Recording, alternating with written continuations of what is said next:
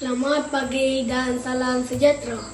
Nama saya Fredrickson Franklin anak Jeffrey dari Sekolah Kebahasaan Nangam Juang YBP 2125.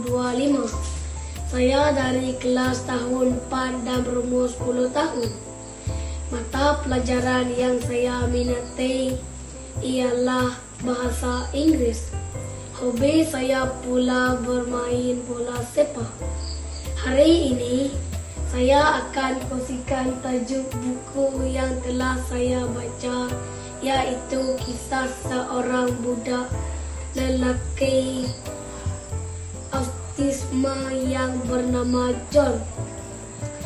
Buku ini diterbitkan pada tahun 2016 oleh Legend Book House and Distributor.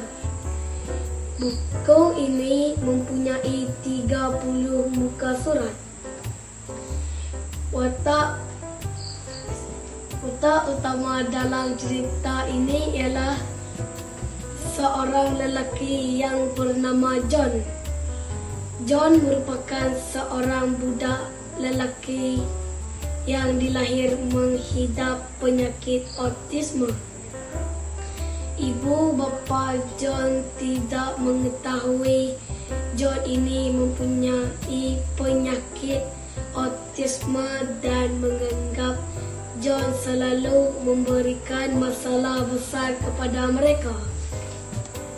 Malah ibu bapa John hampir berputus asa kerana menghadapi perangai John yang asyik marah, memekik, menangis, kadang-kadang terdiam dan tidak mahu bermain bersama orang lain.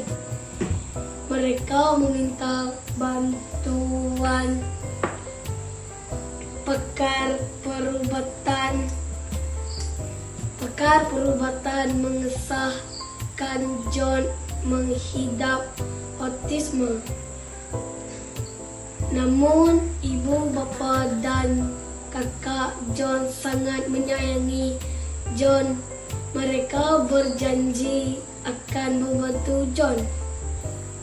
Apa yang menarik dalam cerita ini ialah apabila John pergi ke sekolah dan kawan-kawannya mendapati sikap John tidak sama seperti mereka. Muncul berbagai konflik, namun mereka cuba untuk memahami dan menerima kekurangan John.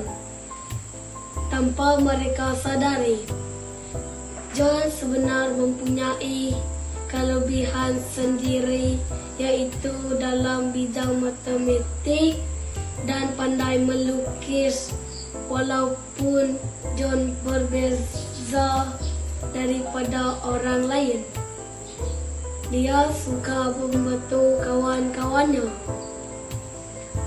Nilai yang disampaikan dalam cerita ini ialah nilai hormat menghormati. Ibu bapa John dan rakan-rakan John perlu menerima kekurangan yang ada pada dirinya John, dan jangan berputus asa untuk berusaha membesarkan anak autisme. Pengajaran dalam cerita ini pula ialah jangan suka menilai orang lain tanpa periksa, sama seperti dalam kehidupan seharian kita. Kita jangan suka menilai luaran orang dan mengasingkan dirinya kerana menganggap mereka berbeza. Kita perlu sentiasa berfikir positif dan mencari cara mengatasi masalah yang dihadapi. Kekurangan buku ini pula ialah jalan cerita yang mendatar dan tiada usus suspend. Menambah abaikan yang boleh diletak ialah menambahkan lagi konflik yang terdapat dalam cerita supaya lebih menarik minat membaca. Sekian, terima kasih.